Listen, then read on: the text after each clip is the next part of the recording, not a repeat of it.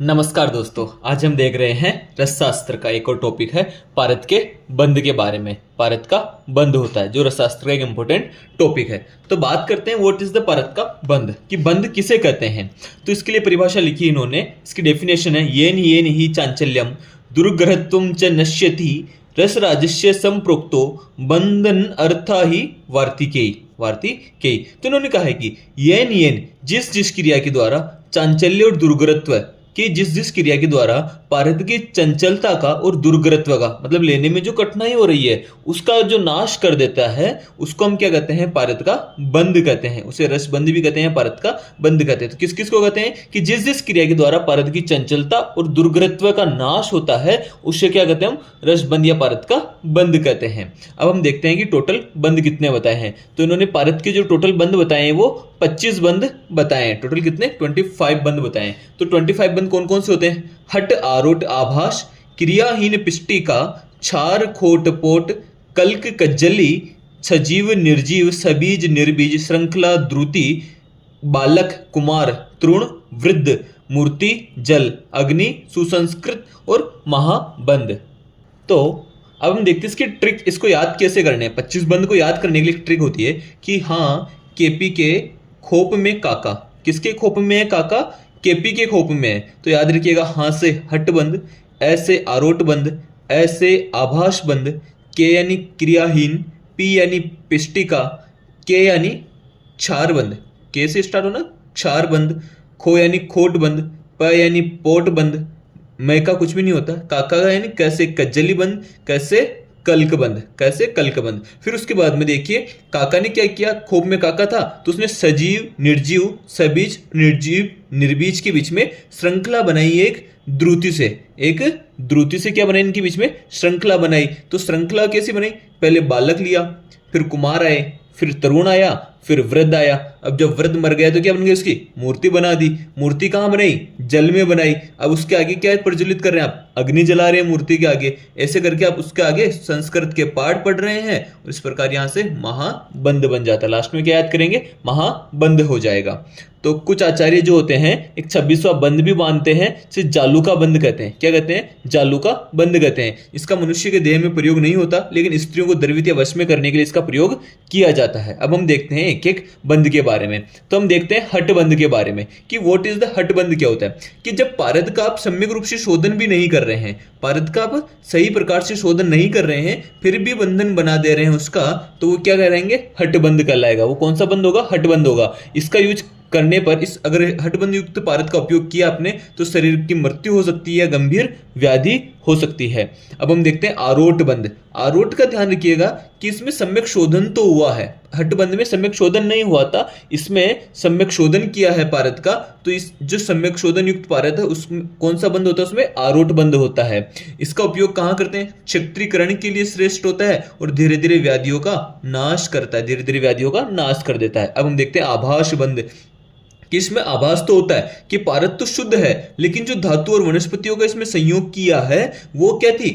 वो उनसे पुटपाक किया और उनका पुटपाक करके पारद की चंचलता का नाश कर दिया आपने। उसकी क्या किया आपने? चंचलता का नाश कर दिया। पारद शुद्ध पारद लिया, उसमें धातु और वनस्पतियों का सहयोग किया, उससे पुटपाक किया, पुटपाक करने से पारद की चंचलता का नाश हुआ। आभास हो गया आपको कि पारद की चंचलता का नाश हो जा रहा है, तो उसके स्वाभाविक गुणों में परिवर्तन हो जाएगा, पारद की चंचलता का नाश हो जाएगा और क्या हो जाएगा? इसके कारण पारद के स्वाभाविक गुणों में परिवर्तन होगा। वो कौन सा बंध होगा? आभास बंध होगा। अब हम देखते हैं क्रियाहीन बंध। कौन सा बंध? क्रियाहीन बंध। क्रियाहीन बंध में क्या होता है कि पारद तो शुद्ध लिया आपने, लेकिन जो लोहादि धातु ली वो अशुद्ध ली। इसके जो शोधन और मारण जब कर रहे हैं तो जो लोहादि धातु ली वो अशुद्ध लोहादि धातु थी इसमें मिक्स करने वाली। तो जो बंधन बना वो कौन सा बंधन था? क्रियाहीन बंध था। वो कौन सा बंधन था? क्रियाहीन। क्रियाहीन का ध्यान रखिएगा कि पारद तो शुद्ध लिया है आपने, लेकिन बाकी जो धातुएं थी वो अशुद्ध थी, तो कोई भी कार्य वो नहीं कर पाएगा, से रोगों का उत्पन्न करने वाला हो जाएगा। पिष्टिका बंध देखिए कि पारद की क्या कर रहे हैं आप? पिष्टि के समान बना रहे हैं, उसको पिष्टि के समान बना रहे हैं, नवनीत के समान पिष्टि में बदलना है। तो इसके लिए क्या करेंगे, अब खलवा यंत्र में तीव्र ताप देंगे, खलवा यंत्र में बहुत हाई हीट के ऊपर उसको मर्दन करना पड़ेगा, बहुत तेजी से तीव्रता से मर्दन करना है। तो जो पारद बनेगा वो पिष्टि का बंध वाला पारद बनेगा। अब हम देखते हैं क्षार बंध, कि क्षार क्या होता है। तो क्षार से याद रखिएगा कि क्षार कौन कौन से, शंख, शुक्ति, कपर्द आदि क्षार के द्वारा ये जो शुद्ध पारद है, ये यहाँ पर देखो शोधित पारद केवल एक ही जगह नहीं था, हट बंधन में, बाकी सब जगह पारद आपने शुद्ध ही लिया है। तो शंख, शुक्ति और कपर्द आदि के द्वारा उसका मर्दन करेंगे। तो ये जो ये क्या है, क्षार वर्ग के धातु, क्षार वर्ग के है, क्षार वर्ग के द्रव्य है, तो कौन सा बंधन बनेगा, क्षार बंध बनेगा। और इस क्षार का उपयोग कहां करते हैं हम, जठराग्नि को दीपन करने में, और जठराग्नि को दीपन और उदरशूल का नाश भी हो जाता है। अब जो इसका अगला बंध है वो होता है खोट बंध। क्या है, खोट बंध। खोट से समझिएगा कि पारद कैसा है, गोली के रूप में है, और इसको तीव्र अग्नि पर धीरे धीरे इसका क्षीण करवाना है। तो इसे क्या कहते हैं हम, खोट बंध। खोट यानी जिसमें खोट होती है पहले से ही, खोट होती है मतलब धीरे धीरे वो टूटता जाता है, ठीक है, जिसमें पहले से कोई कमी होती है। खोट का मतलब होता है पहले से कोई कमी है, तो धीरे धीरे क्या हो जाएगा, क्षीण हो जाएगा। सभी रोगों का शीघ्र नाश करने वाला भी होता है। देखो क्या होता है, खोट बंध में अगर इसको पारद को आपने दमन किया है तीव्र अग्नि पर, अगर तीव्र अग्नि पर इसको जलाया तो धीरे धीरे ये क्या हो जाएगा, क्षीण हो जाता है, यानी कमजोर होता जाता है। उसे खोट बंद कहते हैं। ये शीघ्र रोगों का नाश करने वाला होता है। पोट बंद में क्या था, पोट या परपटी बंद, कि पहले पारद और गंधक लिया, शुद्ध पारद शुद्ध गंधक की कज्जली बनाई, लोहे की कढ़ाई में इसको पिघला कर या दरवी में इसको पिघला कर कदली पत्र पर रखकर जब हम परपट्टी बनाते हैं तो उस बंद को क्या कहते हैं, परपट्टी बंद या पोट बंद कहते हैं। ये बालक से वृद्ध तक के सभी रोगों का नाश करने वाला होता है, ठीक है। कल्क बंद, कल्क बंद क्या था कि पारद का संस्कार करने के लिए बहुत बार अन्य द्रवों के साथ उसका मर्दन किया जाता है, तो उस बंद को क्या कहते हैं, कल्क बंद कहते हैं। जैसे पारद में रसोण निस्तुषम तुल्यम, रसोण निस्तुषम तुल्यम तरदर्दम लवणम हरेत। तो पारद में जब आप निस्तुष तुल्य, निस्तोष रसोन और जब सेंधु लवण के साथ उसका कल्क बनाते हैं तो वो क्या होता है, कल्क बंद होता है। अब हम देखते हैं कज्जली बंद। शुद्ध पारद और शुद्ध गंधक को लेकर जब आप क्या बनाते हैं, उसकी कज्जली बनाते हैं, तो वो क्या होता है, कज्जली बंद होता है। और उसकी आभा किसके समान होती है, काजल के समान होनी चाहिए। कज्जली ते आभाशो।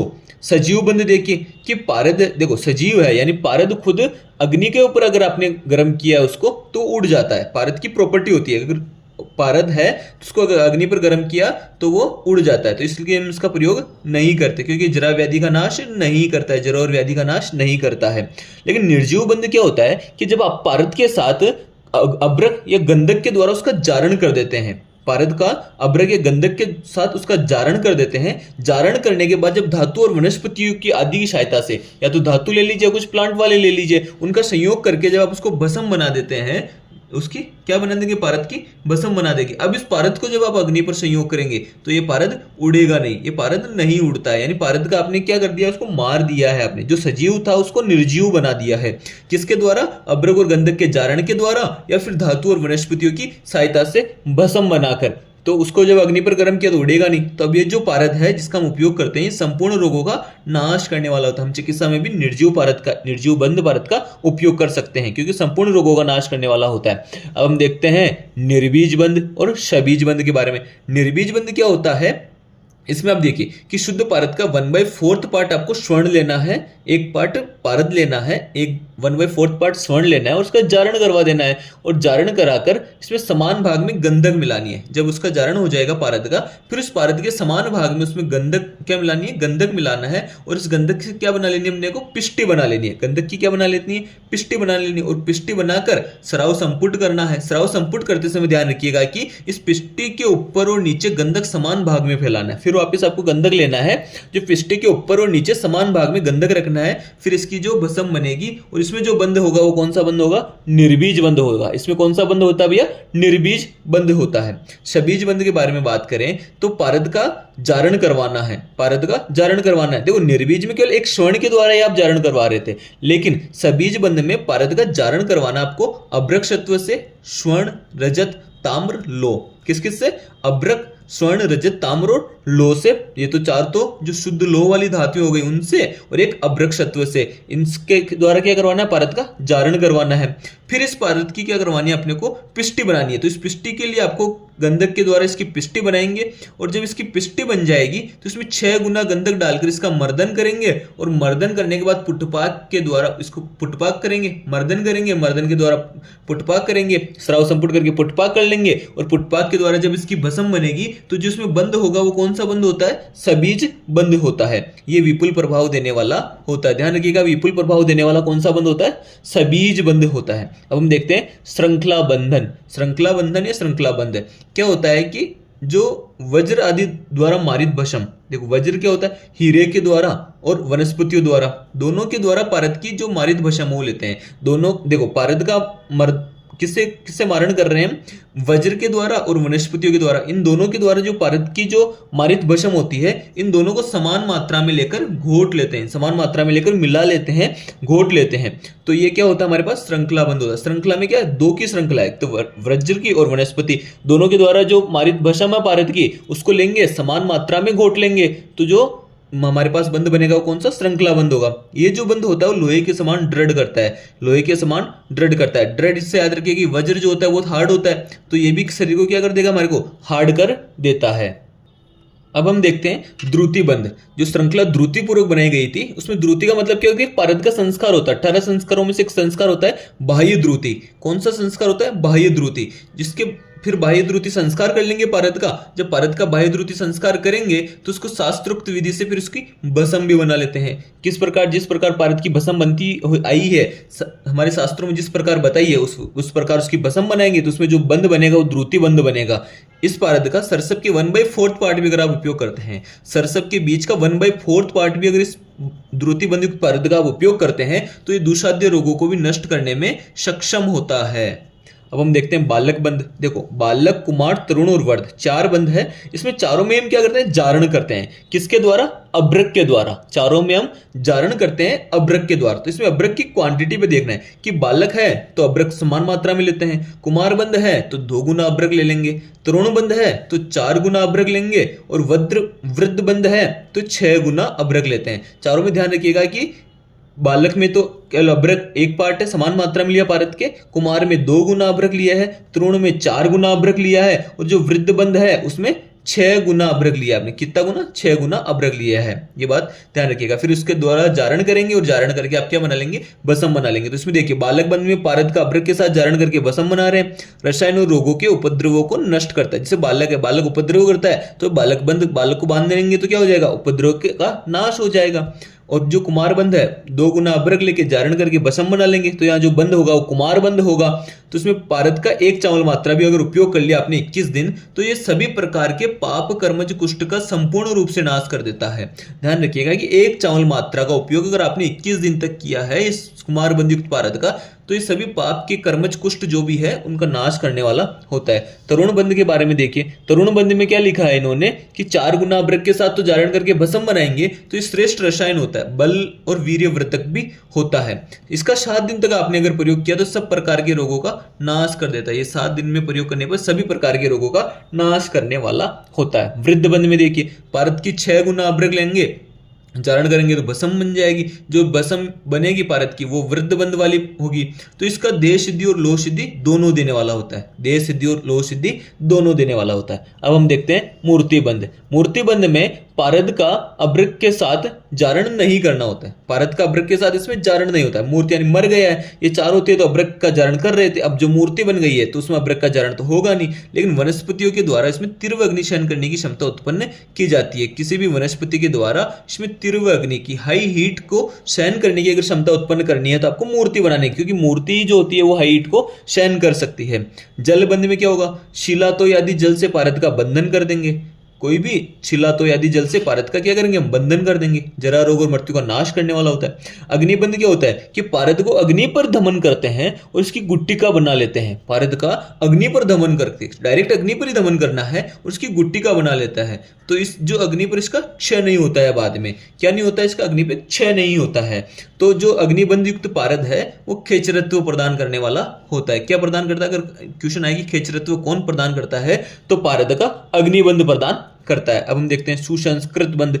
सुसंस्कृत बंध को थोड़ा सा देखिएगा एक बार कि विष्णुक्रांता, सोमलता, जलकुंभी, कनकमूल, इंद्रायण, नागनिकंद, पियावाशा, वृश्चिक घास, हस्तिशुंडी, हंसपदी, मुदकपर्णी और राई, इन सबको गोमूत्र में पीसकर हम क्या बना लेंगे? कल्क बना लेंगे। इनका कल्क बनाकर और जो शुद्ध पारद लिया है उन दोनों को घोट के एक क्या बनेगा? गोला बनेगा। उस गोले को हम कहाँ रखेंगे? बालूका यंत्र में रखकर पाक करेंगे। बालूका यंत्र में पाक कर लेंगे, फिर जो निकला उसका धातु भस्मों के साथ मर्दन करेंगे। ये जो बालूका यंत्र में कर इसका पाक किया कल का, फिर इस कल को निकालकर धातु भस्मों के साथ मर्दन किया, फिर इसका बालूका यंत्र में पाक किया, तो हमारे पास जो पारद बना है, जो हमारे पास पारद आएगा वो सुसंस्कृत बंध वाला आता है। ये भी शरीर को जो जरा और व्याधि का नाश करने वाला होता है और रसायन की तरह उपयोग कर सकते हैं।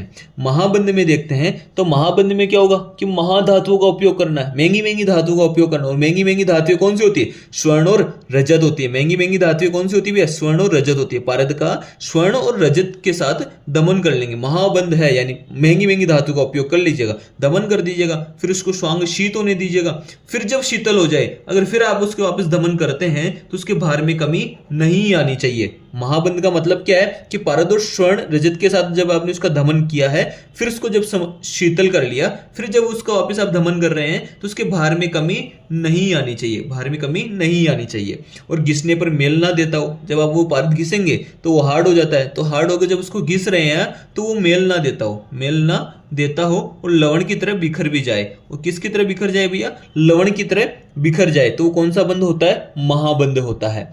तो ये थे हमारे पास पारद के बंध के बारे में। अब हम देखते हैं इसके शुद्ध जो आपने बद्ध पारद किया है, जो बंधन किया है पारद, उसके क्या लक्षण आता है। अक्षीय च लघु दार्वी तेजस्वी निर्मलो गुरु स्फुटनम पुनरावर्ती बद्ध सूतस्य लक्षणम।